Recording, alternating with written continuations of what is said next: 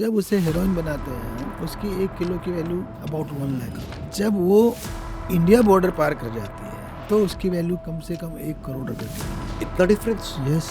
और यही ड्रग्स जब अमेरिका और साउथ अमेरिका में पहुंच जाती है तो $1 मिलियन यानी 9 करोड़ रुपए 1 किलो की। जो फंडिंग है टेररिज्म की, उसका सबसे बड़ा सोर्स ड्रग्स मनी है। दाऊद इब्राहिम की बहुत जगहों पे ऐसा देखा गया है कि he is actually impacting internal securities. तो टेररिज्म को हमेशा जोड़ा जाता है कि भटका हुआ नौजवान है या फिर गरीब आदमी है, पैसे के लिए करा। When we see these kind of people जो डॉक्टर्स हैं, इंजीनियर्स हैं, अच्छी पोजीशन पे हैं, ये कैसे इस तरह का क्राइम कर रहे हैं? बिल्कुल। तो 9/11 वाले कौन लोग थे? Highly educated engineers. Why white collar mafias are getting involved in the terrorism? Gurwant Singh Pannu चला रहा है विदेश में बैठ के, यूएस कनाडा से। जो क्रिमिनल माफिया है, जो एक्सटोर्शनिस्ट है, जो 10 लाख 20 लाख 50 लाख की एक्सटोर्शन देके धमकी देता है कि नहीं तो मार देंगे, जो सुपारी किलर है, इस तरह के लोगों को इसमें जोड़ने लगे क्योंकि इनको इजीली मिल जाए।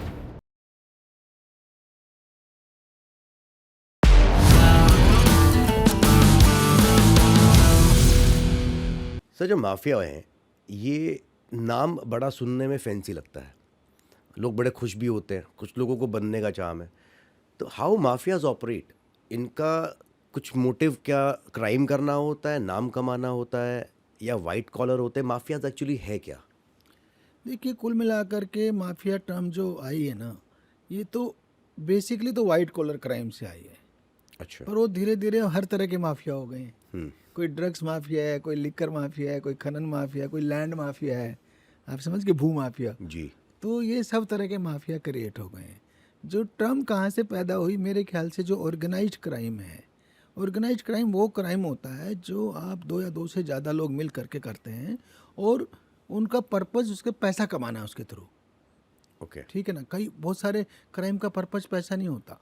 किसी क्राइम का पर्पज़ रिवेंज है, ठीक है ना। जैसे आप जानते हैं कि मर्डर क्यों होते हैं, कहते हैं ना 3W, wine, women and wealth. Correct है तो जरूरी नहीं है ना कि सारा वेल्थ के लिए हो रहा हो। कुछ वाइन के में होता है, कुछ वुमेन के थ्रू होता है, कोई पुराने रिवेंज में होता है, प्रॉपर्टियों पे होता है। तो सारे जो पैसा कमाने के लिए धंधे किए जाते हैं, ठीक है, उसको ऑर्गेनाइज क्राइम कहते हैं। और ऑर्गेनाइज क्राइम के टर्म से आया था माफिया। जैसे इंटरनेशनली ड्रग माफिया बड़ा फेमस है, ठीक है, आर्म्स डीलर होते हैं, तो ये सब माफिया हैं। तो पूरे वर्ल्ड में ना ड्रग माफिया का नाम है। कभी इटालियन था, कभी वो सेंट्रल एशियन, जो लेटिन अमेरिकन, सेंट्रल एशियन नहीं, साउथ अमेरिकन ड्रग्स माफिया होता था, लेटिन अमेरिकन। तो ये सारे माफिया जो हैं, जो बड़ा पैसे में डील करते हैं और जिसका पर्पज़ पैसा कमाना। जैसे जो अगर इंडिया के सेंस में लेंगे तो जो सट्टा किंग्स होते हैं वो सट्टा माफिया है, ठीक है ना। जिन जो डेंस होती हैं इस तरह के ना, जहाँ जुआ भी होगा, सट्टा भी होगा, कहीं वैश्यावृत्ति भी होगी, तो ये सारे माफिया के अड्डे हो गए, ठीक है। तो माफिया और क्राइम, माफिया के एंगल से आप देखेंगे ना, एक नाम अगर ले लेंगे उससे भी आपको क्लैरिटी हो जाएगी, दाऊद इब्राहिम जी। वो बहुत बड़ा माफिया है। क्रिमिनल माफिया भी है और वाइट कॉलर माफिया भी है, वो सब तरह के क्राइम में है। तो दाऊद इज अ माफिया और डॉन? भाई ये सब इंटरमिक्सिंग टर्म्स हैं। अच्छा। वो डॉन तो है ही, सबसे बड़ा क्रिमिनल है तो डॉन बोल लीजिए उसको। ये टर्म्स तो, टर्मिनोलॉजी तो सिस्टम ने दिया है ना। बट जैसा मैंने कहा, डॉन समझ लो एक प्रकार से माफिया किंग हो गया। हाँ। ओके।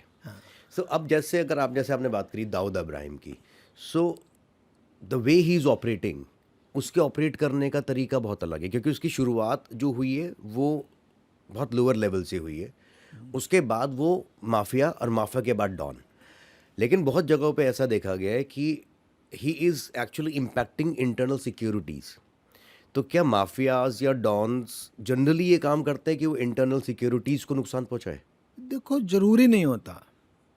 ऑर्गेनाइज्ड क्राइम का एक सर्कल बनाइए, ठीक है, एक टेररिज्म का सर्कल बनाइए जी। ठीक है, तो दोनों के गोले आपस में काटते हैं। ओके। ठीक है, तो कुछ स्पेस है जो कॉमन है, सारा स्पेस कॉमन नहीं है। आधा गोला तो बाकी ऑर्गेनाइज क्राइम का एरिया है, उसको टेररिज्म से कोई मतलब नहीं। कुछ एरिया में वो टेररिज्म से कॉमन है, ऐसे ही टेररिज्म है। अच्छा। तो मैं आपको समझा दूं, टेररिज्म से ऑर्गेनाइज क्राइम कहाँ कहाँ जोड़ता है। जैसे मैंने आर्म्स स्मगलिंग है, टेररिस्ट को वेपन्स की ज़रूरत है, तो ऐसे आर्म्स स्मगलर को ढूंढेंगे, अच्छा। उनसे वेपन लेंगे। जैसे टेररिज्म की फंडिंग कहाँ से होती है? हम्म, सबसे ज़्यादा टेररिज्म की फंडिंग ड्रग से होती है पूरी दुनिया में. ड्रग्स से. Biggest source of terror funding is drugs. Okay. हाँ, मेरी तो किताब है इस टॉपिक पे, इंटरनल सिक्योरिटी ऑफ इंडिया. जी. ठीक है, तो ये समझ लीजिए नार्को टेररिज्म जिसे कह रहे हैं हम. आपको मैं स्केल समझाता हूँ, उससे आपको आइडिया होगा. ड्रग्स के दुनिया में दो बड़े वो हैं सोर्स जो पैदा करने वाले. पहले उनको गोल्डन ट्रायंगल और गोल्डन क्रिसेंट बोलते थे. अच्छा. हाँ, अब उनको death crescent and death triangle बोलते हैं. तो डेथ क्रिसेंट इज अफगानिस्तान वाला ये एरिया, पाकिस्तान, ये जो क्रिसेंट मून जो होता है. और golden triangle Vietnam, Lagos, Cambodia, वो वाली बेल्ट. अच्छा. उधर इन दो जगह पे सबसे ज़्यादा पैदा होती हैं ड्रग्स. फिर वो उनसे बनाई जाती है. जैसे ओपियम पैदा होती है ना, जब उसे हेरोइन बनाते हैं आप, उसकी 1 किलो की वैल्यू कितनी होती है प्रोडक्शन की? About 1 lakh rupees. 1 किलो की. 1 किलो की हेरोइन की जब वो पैदा होती है अफगानिस्तान में, मान लिया, अच्छा, ये बेस प्राइस है. बेस प्राइस है. ओह. जब वो इंडिया बॉर्डर पार कर जाती है, जो ऑर्गेनाइज क्रिमिनल कर रहे हैं, ठीक है, तो उसकी वैल्यू कितनी है? कम से कम 1 करोड़ रुपए किलो. इतना डिफरेंस. यस. और यही ड्रग्स जब अमेरिका और साउथ अमेरिका में पहुंच जाती हैं तो $1 मिलियन, यानी 9 करोड़ रुपए. तो सोचिए 1 लाख का 9 करोड़ बना लिया. तो जो दुनिया में ड्रग स्मगलिंग हो रही है, ये इतना बड़ा बिजनेस है. But is it so easy to smuggle? Easy तो कुछ भी नहीं है भाई, पर हो तो रहा है ना. आप देखो, तो हाउ दिस नेक्सस वर्क्स? ये नेक्सस इसके काम. पीछे बहुत के सारी चीज़ें हैं. सबसे पहले तो बस मैंने बताया कि जो फंडिंग है टेररिज्म की, उसका सबसे बड़ा सोर्स ड्रग स्मगलिंग है.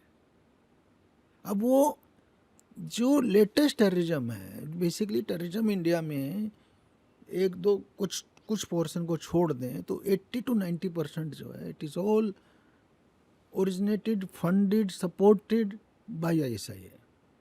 पहले तो आप ये समझ लो. ओके, 90% मान के चले. यस, क्योंकि नॉर्थ ईस्ट को थोड़ा पोर्शन छोड़ दीजिए, अब तो ख़त्म के बराबर है. और नक्सल वो पूरी तरह ख़त्म है. जी. ये इनके थोड़े लोकल रूट्स थे, आप समझ गए.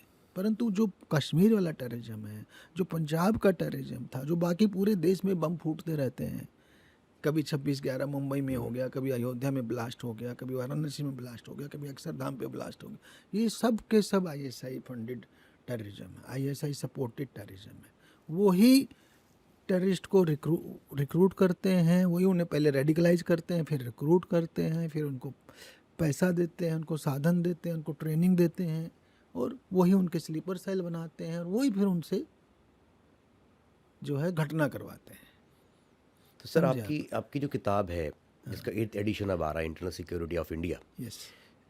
सो ये 8वां एडिशन.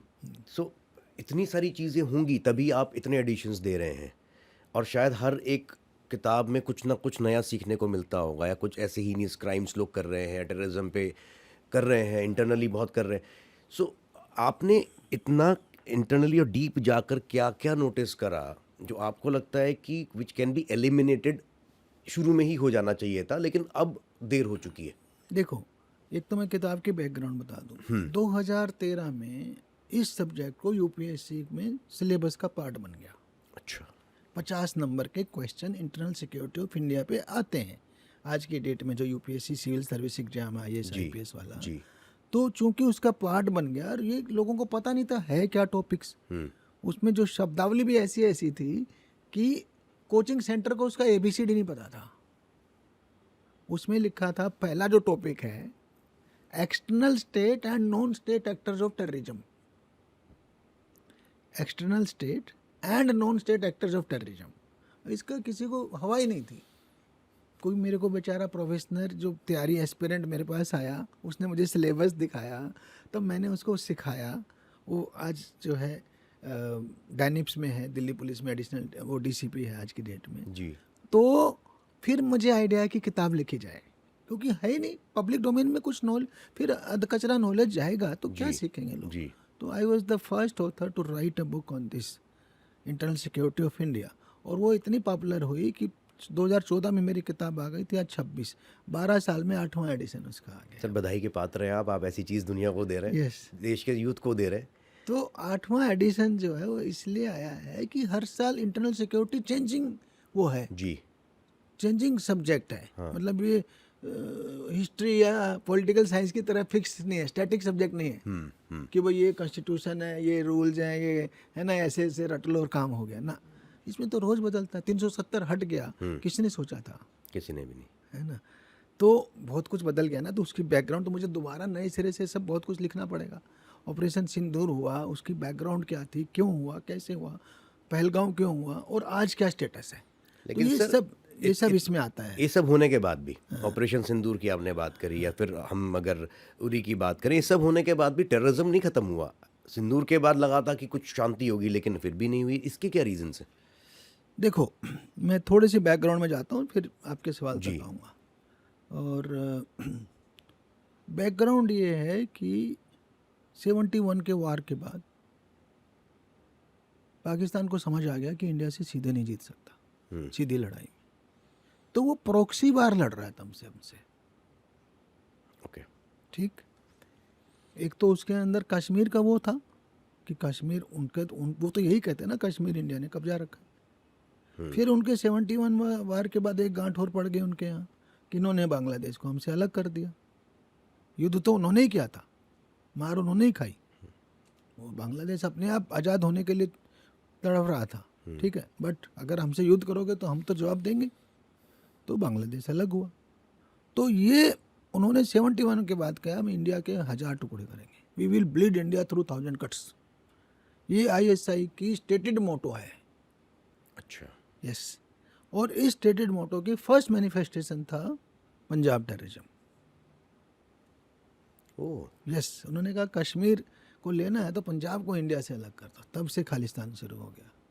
जब खालिस्तान अपने पीक पे था, उन्होंने कश्मीर में शुरू कर दिया 89-90। देखो, तभी से उन्होंने वहाँ के कश्मीरी ब्राह्मण्स को भगाया जी। कि एथनिक क्लींसिंग कर दो, ये कर दो, वो कर दो।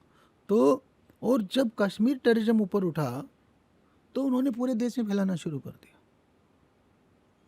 Kandahar hijacking, parliament attack, Mumbai attack 26/11। तो ये सब इस सब के पीछे ISI है।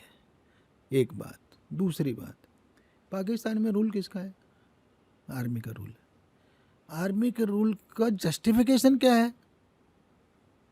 डेमोक्रेटिक दुनिया है, आंदोलन हो जाएंगे, इतना सोशल मीडिया है। आप देखो, बंगाल में क्रांति, बांग्लादेश में क्रांति हो गई, नेपाल में क्रांति हो गई। तो वो किस तरह अपनी पब्लिक को संभाले हुए हैं?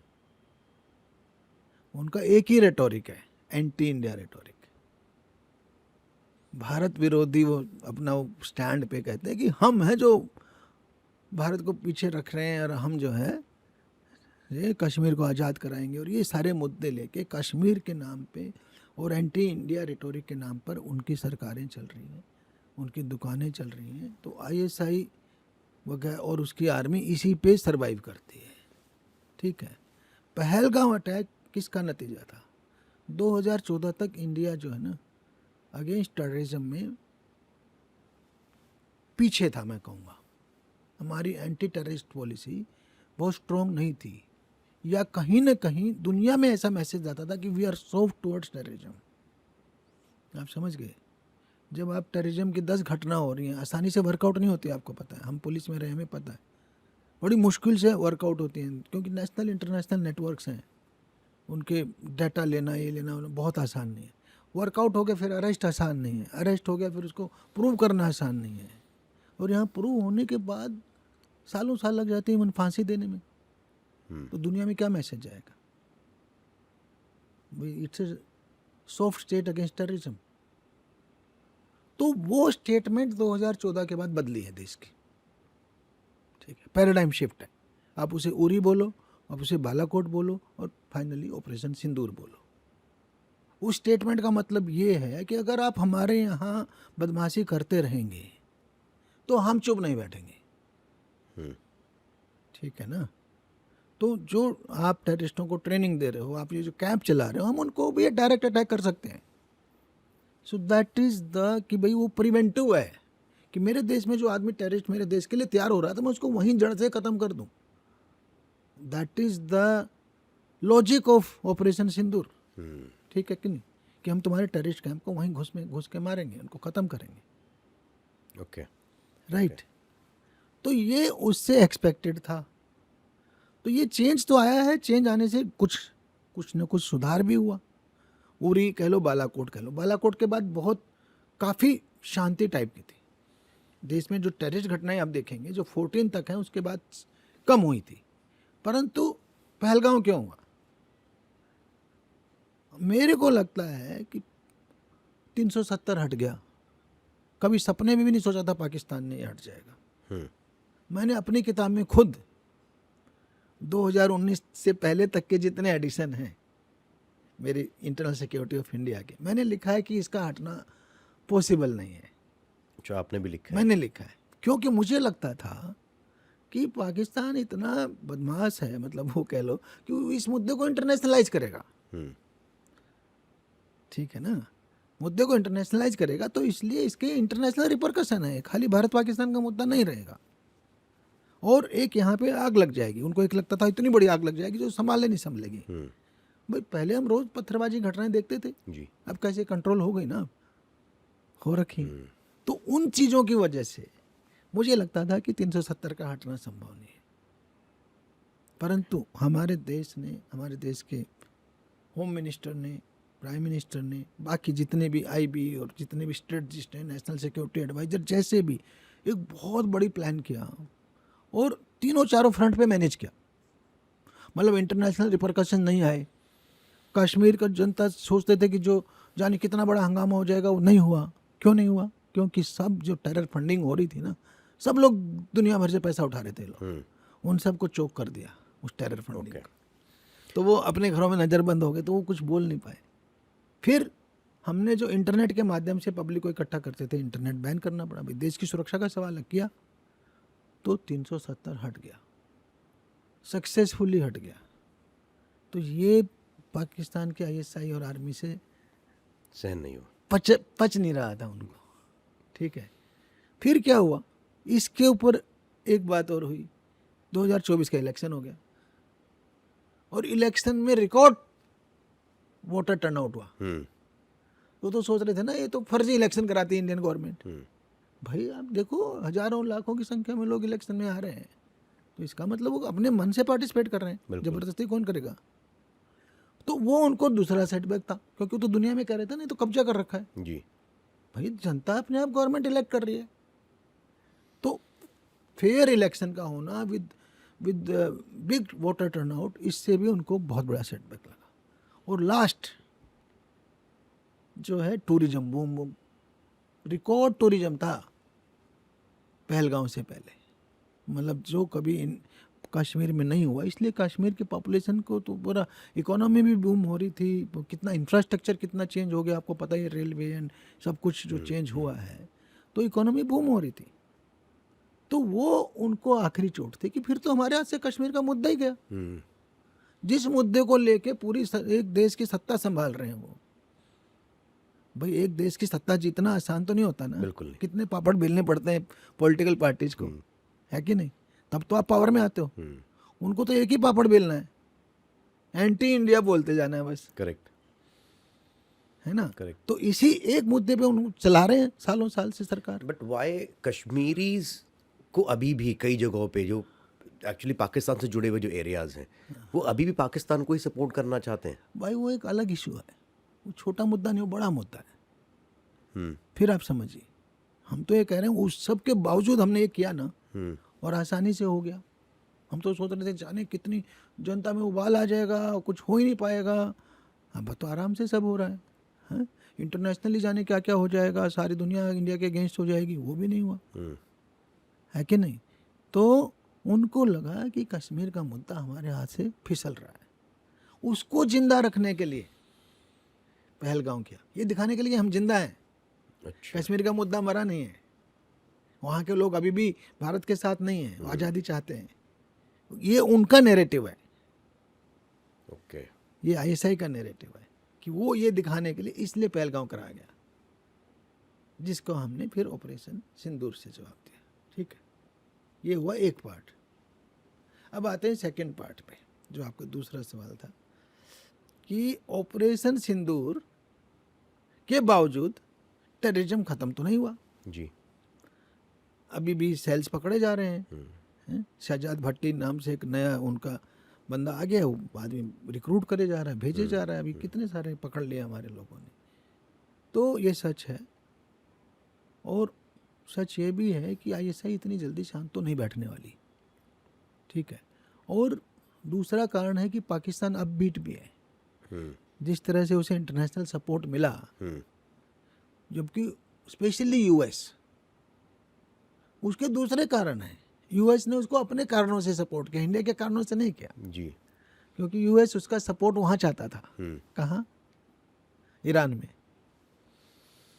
वो चाहता था कि इजराइल जब उस पर वार करे तो पाकिस्तान चुप रहे, बिकॉज पाकिस्तान पे न्यूक्लियर वेपन है। क्या समझे आप? ओके।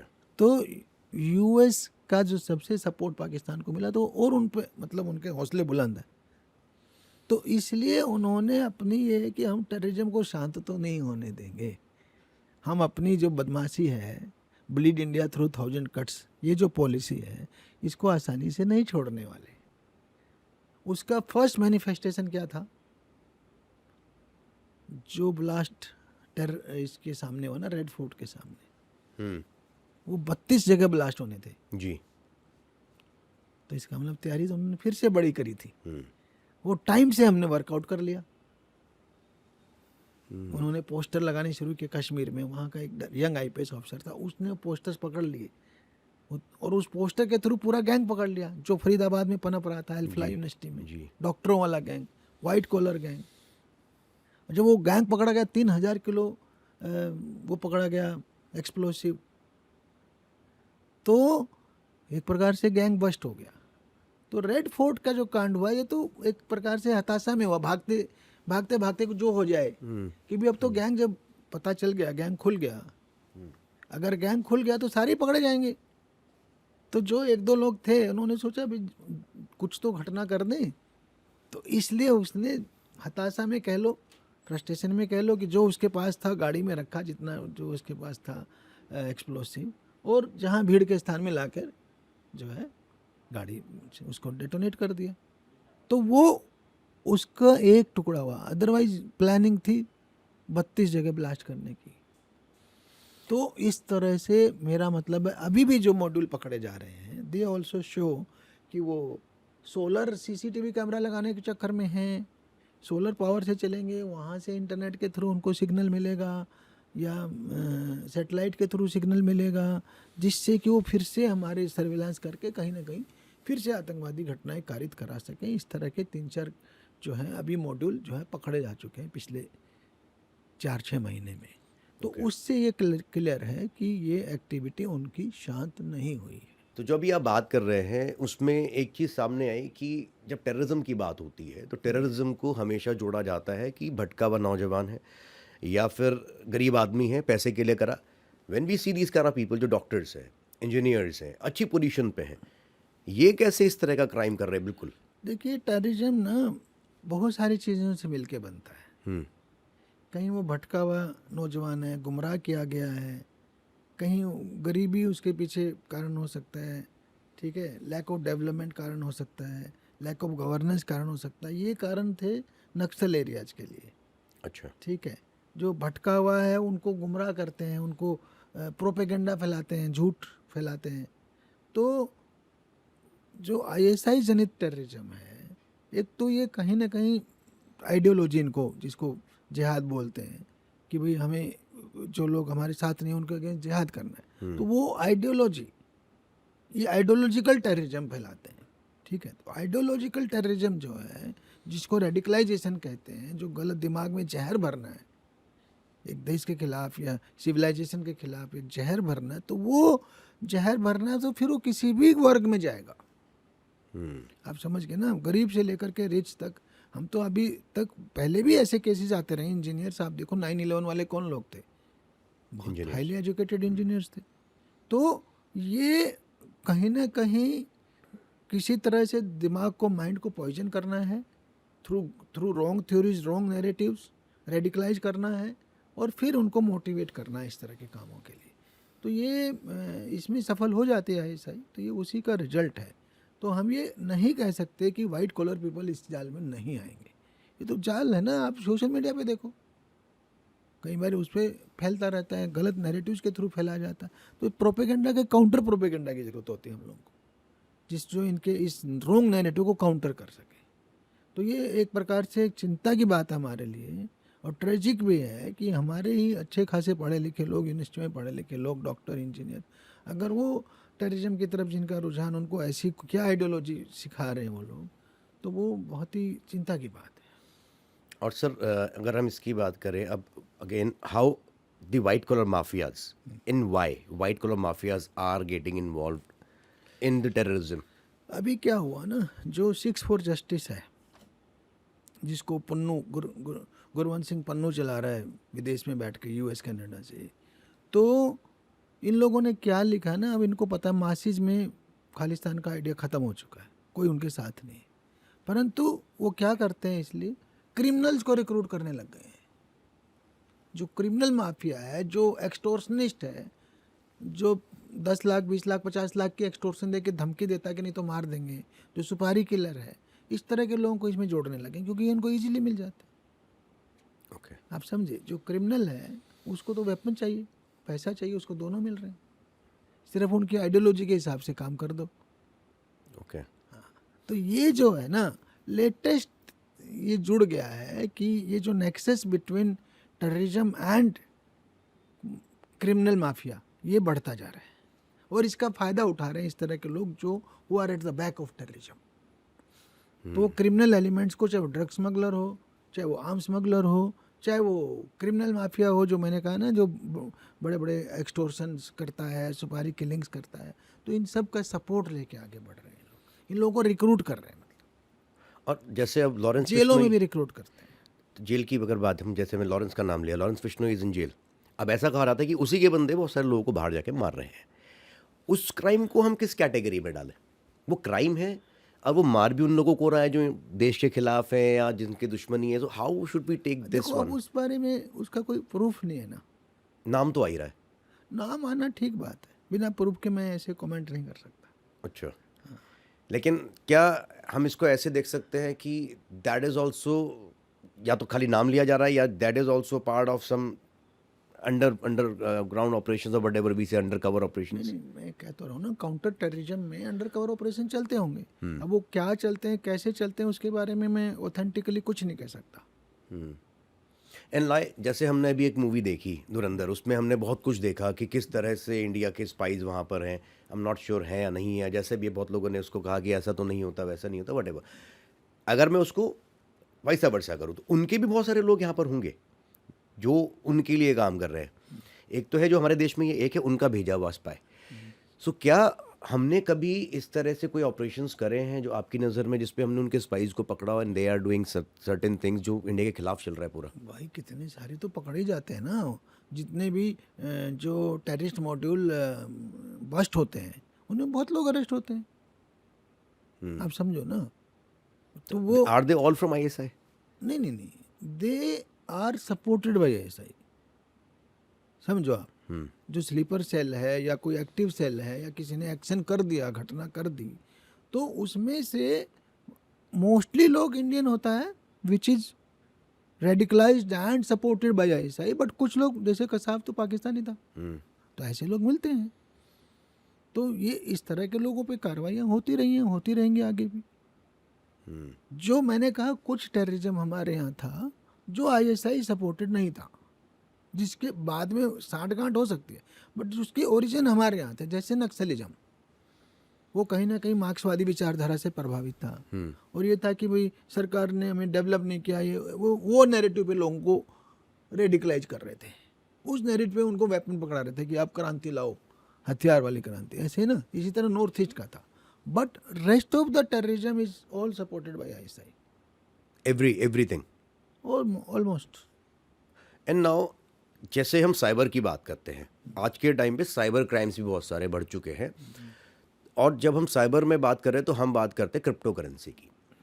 क्रिप्टो के थ्रू बहुत बड़ा एक नेक्सस क्राइम में पैसे यूज़ कर रहा है, भाई क्राइम में, टेररिज्म में, हवाला में, सब जगह जा रहा है। सब जगह पे जा रहा है। It's next to impossible to crack. Crypto को तुम ट्रैक ही नहीं कर सकते, तो उसके लिए हमारे पास क्या स्ट्रैटेजीज होती है? नहीं, वो रास्ते निकलते हैं हर चीज़ के, तो टेक्नोलॉजी है भाई। टेक्नोलॉजी के थ्रू जो है ना, आप समझो मोबाइल आया, वहाँ से एग्जांपल लो, मोबाइल फ़ोन आया तो क्रिमिनल को क्राइम करना बहुत आसान हो गया।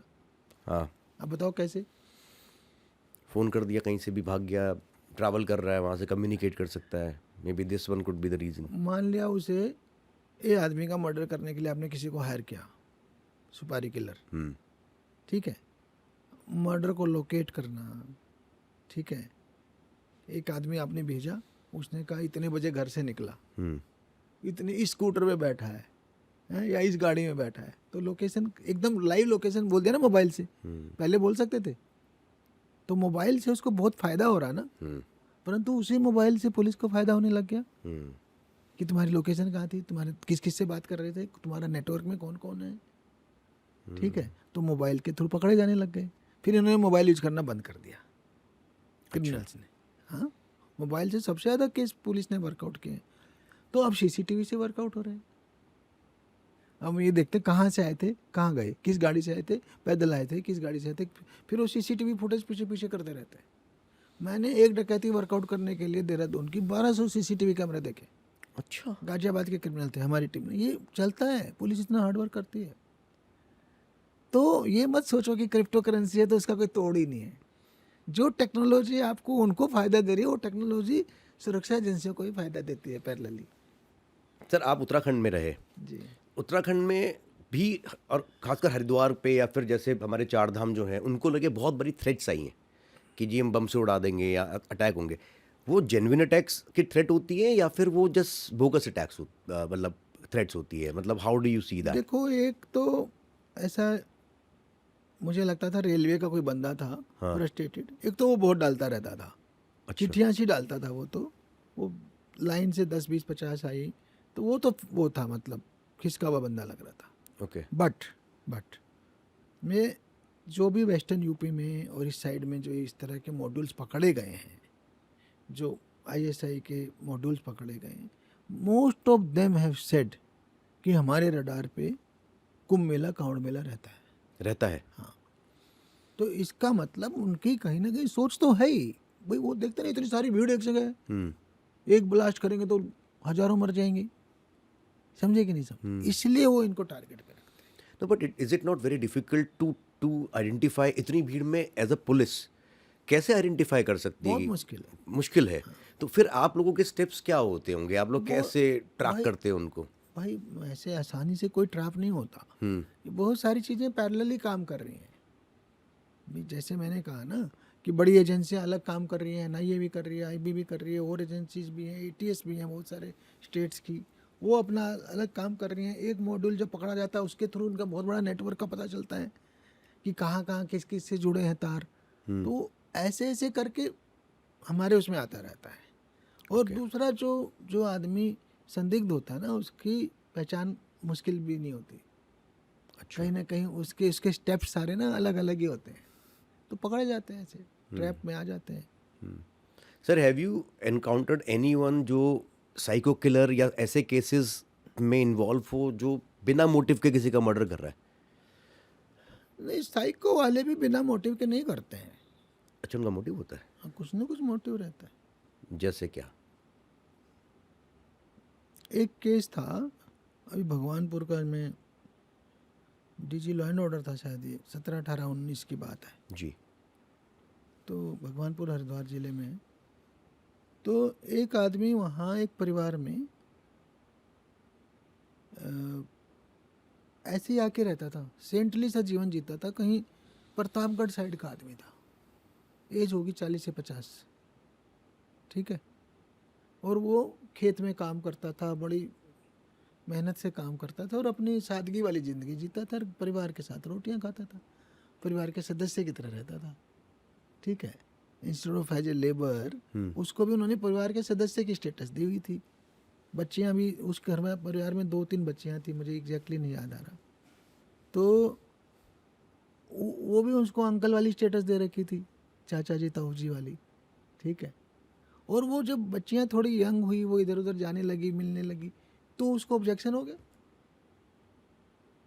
कि कैसे संस्कार पाए हैं और ये है, और मैंने तो ये सोचा था और मैंने वो सोचा था। एक दिन उसने सबका मर्डर कर दिया, अरे सब कुछ। तो ये ऐसे होते हैं साइको किलर। ओके। और सर, पुलिस डिपार्टमेंट को, don't mind me saying this, लेकिन करप्शन में काफ़ी आगे माना जाता है। क्या ये सच है? मतलब जैसे कि कहीं पे पिक्चर में आप देखोगे तो पुलिस को दिखाते करप्ट है, और जनरल भी अगर हम किसी से पुलिस को देख के लोग डर ही जाते हैं। देखिए इंडिया में तो ये है कि आदमी पुलिस को देख के सिक्योरिटी का डर ज़्यादा फील करता है। ये वाली फीलिंग्स क्यों है इंडिया में? देखिए, मेरी किताब है खाकी में इंसान, हम्म। तो उसमें मैंने इन दोनों चीज़ों को आंसर किया है। अच्छा। क्योंकि कहीं ना कहीं पुलिस की फंक्शनिंग में कमी होगी कि आम आदमी पुलिस को देख के डर रहा है। डरना तो अपराधी को चाहिए, क्रिमिनल को चाहिए, माफिया को चाहिए, उनको डरना चाहिए ना पुलिस से। आम आदमी क्यों डर रहा है? तो उसकी बहुत सारी बैकग्राउंड है। अभी छोटा समय मैं सोचता हूँ, एक तो ब्रिटिश पीरियड की हमारी लेगेसी है। अंग्रेज पुलिस को क्या यूज करते थे? या तो लगान वसूली के लिए, या डराने के लिए, पिटा पीटने के लिए। या आंदोलन, आज़ादी के आंदोलन को क्रश करने के लिए। तो नेगेटिव इमेज थी पुलिस की। तो हर आदमी डरेगा ना कि भी हम झंडा लेके नहीं चल सकते, पुलिस आ जाएगी। हम नारे नहीं लगा सकते वंदे मातरम की, पुलिस आ जाएगी, हैं? ठीक है, हम लगान नहीं दिया तो पकड़ लेगी पुलिस। तो ये आम आदमी के खिलाफ यूज हो रहा है ना, वो कोई क्राइम थोड़ी कर रहे हैं। जबकि पुलिस का काम है चोर को, लुटेरे को, डकैत को, मर्डरर को, रेपिस्ट को पकड़ना है। जो क्रिमिनल माफिया है, जो एक साथ 50 क्राइम कर रहे हैं, उनको पकड़ना, उनको ख़त्म करना। तो वो जो है ना, जो पुलिस अपराधी के खिलाफ कार्रवाई करे तो उससे नहीं डरेंगे। ये कहीं ना कहीं पुलिस के सिस्टम में, मैंने कहा, लीगेसी भी है, और कुछ हमारी प्रणाली ऐसी हो जाती है, कुछ ना कुछ कमियां हैं, कभी डिटेल में चर्चा कर लेंगे, जिनकी वजह से पुलिस की ऐसी इमेज हो गई है। और सर करप्शन? करप्शन पे आते हैं। करप्शन अगर समाज में है तो वो एक ही रेशो में है, सब जगह है। अगर समाज में है तो पुलिस में है। समझ गए आप? ये सोचना कि पुलिस में सबसे ज़्यादा है, वो गलत है। मैं उसका एग्जांपल देता हूँ आपको। ये मैंने बिल्कुल स्पेसिफिकली अपनी किताब में इस बात का मैंने आंसर किया है, खाकी में इंसान। तो वो क्या है कि जो पुलिस का करप्शन है ना, वो दिखता ज़्यादा है।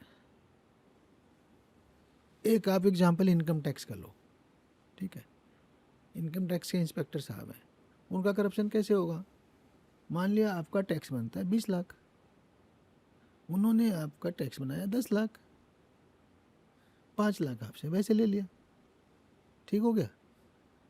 तो इनको भी श्रीमान जी को 5 लाख का फ़ायदा हो गया। 5 लाख का फ़ायदा हो गया, 5 लाख का करप्शन देगा, उसको 5 लाख का फ़ायदा हो गया। नुकसान किसको हुआ? सरकार को। सरकार को, मतलब देश को। तो देश का 10 लाख रुपए दोनों मिलके खा गए। तो वो करप्शन मिली भगत से है, वो उसको पिंच नहीं कर रहा। समझे आप? वो तो, उसकी भी तो बचत हो रही है, वो तो अपनी मर्जी से खुशी खुशी दे रहा है उसको कि भाई मेरा टैक्स घटा दे तू। पुलिस का करप्शन क्या होगा? एक बेचारे के घर चोरी हुई, लूट हुई, डकैती हुई, वो FIR लिखाने जाएगा तो पैसा मांगेगा। तो जो पहले से पीड़ित है, आप उससे पैसा मांग रहे हो, तो उसकी तो आत्मा 10 गाली देगी ना।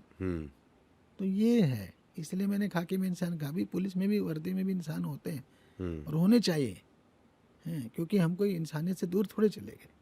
तो ये एंगल है कि यहाँ नॉर्मली जो पीड़ित पक्ष है उसी से करप्शन कर रहे हैं, और या फिर आप क्रिमिनल से कर रहे हो, तो दोनों दिखता है। या आप सड़क पे कर रहे हो ट्रैफिक वाले से, क्यों हमने रूल का वायलेशन किया, दिखता है, वो पब्लिकली दिखता है। तो it is seen more. Otherwise जो है ना, अगर जहाँ पावर है वहाँ करप्शन की शिकायत रहेगी, चाहे PWD हो, चाहे बिजली विभाग हो, चाहे कोई भी विभाग हो, क्या पॉलिटिक्स, सब जगह है। जहाँ पावर है वहाँ करप्शन की। भाई पावर का मिसयूज करते हैं ना लोग। और पुलिस पे तो ट्रिपल पावर है। पुलिस पे वर्दी है, पुलिस पे वेपन्स हैं, पुलिस पे कानून की पावर है, FIR दर्ज करने की पावर, अरेस्ट करने की पावर। तो इसको ये पावर इसलिए दी है कि आप आम आदमी की सहायता करो, क्रिमिनल के खिलाफ कार्रवाई करो, किंतु उस पावर का मिसयूज करके फिर आप पैसा वसूल लेते हो लोगों से। तो ऐसे लोग हैं, और हर सिस्टम में, हर विभाग में। ये सोचना है कि सिर्फ पुलिस में है, वो गलत है। सर मेरे को बातें तो और भी बहुत सारी करनी है आपके साथ। फिर करेंगे नेक्स्ट राउंड। नेक्स्ट राउंड एक रखते हैं, क्योंकि अब मैं अगला एपिसोड करना चाहूँगा कि एक्चुअली जानने के लिए कि how actually other things work, जिसमें कि मेरे को जानना है कि आपकी कार्रवाई किस तरह से होती है। बहुत डिटेल में हम एफआईआर से लेके अरेस्ट से मुझे लेके सब कुछ जानना है सर उसके बारे में। इन्वेस्टिगेशन से लेके सब बात कर सकते हैं, बिल्कुल। तो एक प्रॉपर हम एक और उसमें पॉडकास्ट, आम जनता को ये भी बताएंगे कि कंप्लेंट में एफआईआर में क्या फर्क होता है। हाँ अगली ये बार- बहुत ज़रूरी है जानना अगली सर बार बहुत के लिए लोगों के रखते लिए। तो बहुत मुझे मज़ा आया आपसे बात करके, नहीं, thank और you, मुझे भी मैं अच्छा लगा। आपकी किताब के लिंक्स में ज़रूर अपने डिस्क्रिप्शंस में डाल दूंगा ताकि लोगों तक पहुंचे और लोग पढ़ें, और जिनको जो चीज़ सवाल पूछने वो हमारे कमेंट सेक्शन में डालें, और अगली बार फिर हम आपसे वैसे उस सवाल बताऊं, ले ये लें। भारत की आंतरिक सुरक्षा जो है हिंदी में भी है, जी ये किताब आम आदमी को ही पढ़नी चाहिए, उसे देश की सुरक्षा का पता चलेगा। बहुत बड़ा बहुत जरूरी जानकारी है जो हर आदमी को होनी चाहिए। जी सर, लेकिन बहुत जल्दी मुलाकात करते हैं, रिक्वेस्ट है मेरी कि टाइम ज़रूर निकालिएगा। जी जरूर, थैंक यू सो मच। आने के लिए बहुत धन्यवाद सर। बहुत जय हिंद, धन्यवाद, जय अच्छा भारत, जय श्री राम।